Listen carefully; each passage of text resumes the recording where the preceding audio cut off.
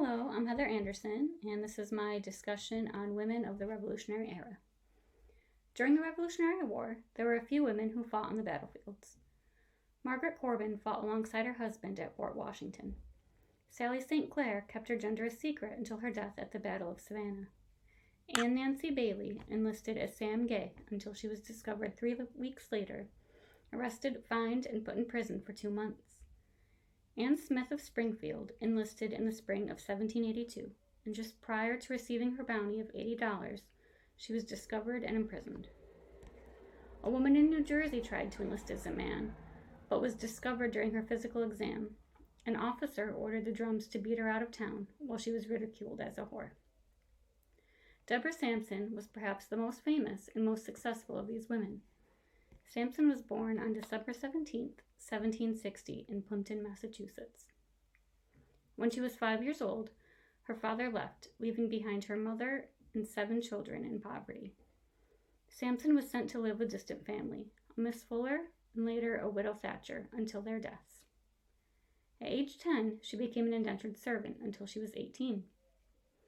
According to Herman Mann's biography, she helped in the fields and became acquainted with almost all kinds of manual labor. If the occasion required, she could harness a horse and ride him to plow or to town on errands. She could rake hay or stow it in the barn.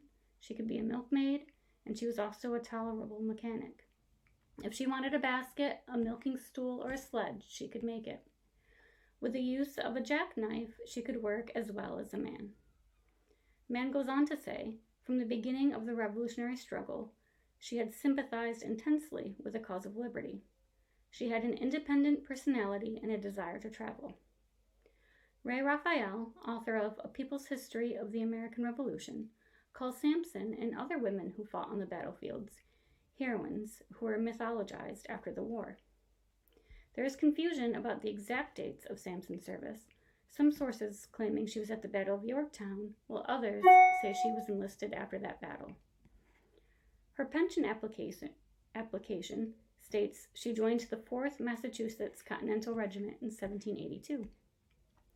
According to Harry Scheinewolf, Mann's biography, published just after Sampson's death, did not have an enlistment date. However, he could have added material, such as the Battle of Yorktown, to spice up his memoir. As the story goes, she was wounded in the head and shot in the shoulder and the thigh. She was taken to the hospital for treatment, but left before the surgeon could take the musket ball from her thigh. Some reports say she removed the musket ball with her penknife, sewing the wound with a needle and thread. She was not discovered until she came down with a fever. She was taken to the hospital in a somewhat comatose state, where the doctor felt her chest to see if there was a heartbeat. He found the binding over her chest and discovered she was a woman. In 1797, Herman Mann interviewed Sampson and wrote his biography. From 1802 to 1803, she toured New England, dressed in her uniform, lecturing and demonstrating military drills, which included priming and using her musket. She did not get a pension until 1818, and she passed away from yellow fever in 1827. The analysis by Hilary Lowe on Laurel Thatcher Ulrich's How Betsy Ross Became Famous mentions the importance of developing and preserving the image of a female revolutionary heroine. The story of Deborah Sampson does that. Like Betsy Ross, Deborah Sampson fits the narrative of freedom and the role of women during the American Revolution. The story also has myth and legend with a mix of fact. Deborah Sampson was not the only woman to dress as a man and fight in the war and eventually get a pension, but she was the most successful. She was not arrested or paraded through the streets, but celebrated. She dressed up, showing off her skills.